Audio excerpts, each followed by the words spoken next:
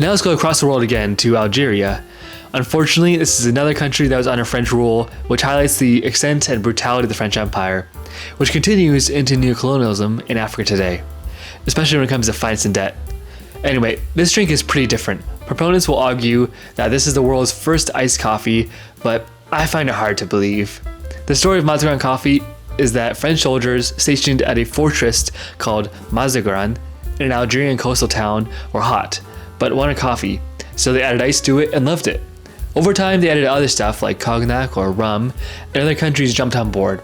The variation that I'm making contains lemonade and cane sugar, which is considered to be the Portuguese Mazagran coffee. I garnished it with a little lemon slice and some mint, and the results were interesting. I genuinely did not expect the taste. For this drink, I got to be a bartender and a barista at the same time, so I started to show off a little bit.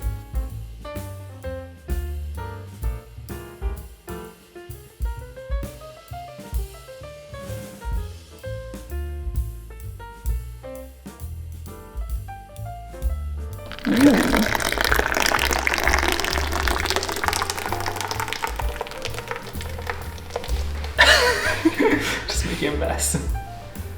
Look at that foam though.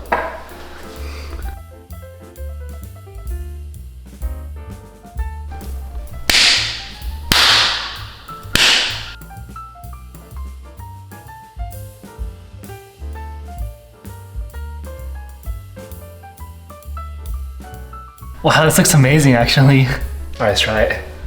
It smells minty, lemony. I'm actually really excited for this, it looks so pretty.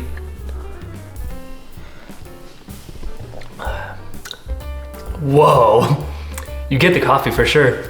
I was worried lemon would overpower the coffee, but the lemon, coffee, you get the mint.